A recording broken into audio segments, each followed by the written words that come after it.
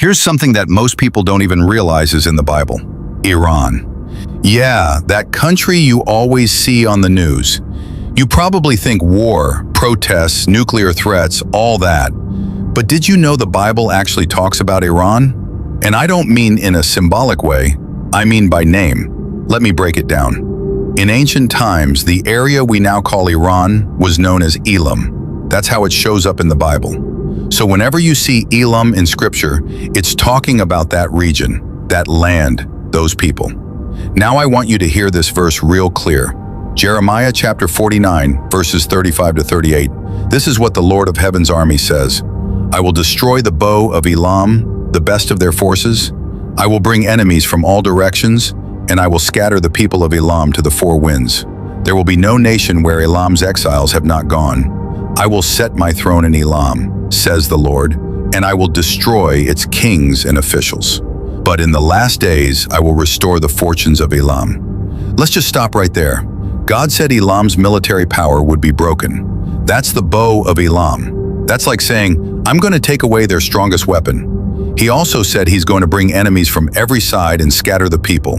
That's literally what's been happening over the last few decades, man. Iran has faced wars, enemies from outside, corruption inside, people leaving the country, uprisings, protests, sanctions, economic collapse. The country's been in chaos, just like God said it would be. But that ain't the end of the story, because God also says this, in the last days, I will restore them. That hits different, because yeah, Elam, or Iran, faces judgment, but God says he's not done with them. He's going to restore their future.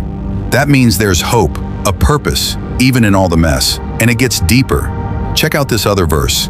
Isaiah 11 verse 11, in that day the Lord will reach out his hand a second time to reclaim the surviving remnant of his people from Assyria, from Lower Egypt, from Upper Egypt, from Cush, from Elam, from Babylonia, from Hamath, and from the islands of the sea. Right there again, Elam, Iran. God's saying that in the end, he's going to gather his people, even from Elam. That means there are people in Iran, right now, who belong to him. People we may never hear about.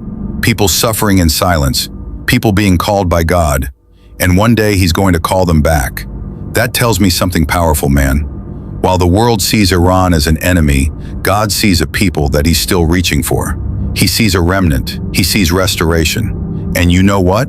There's been reports, even now, of revival in Iran. Underground churches growing, people turning to Jesus, not because it's easy, but because they're desperate for the truth, and they're finding it. So here's the truth, plain and simple. Iran has a tough past, and maybe even a rough present. But its future? God already spoke on it. There's judgment, yeah, but there's redemption too.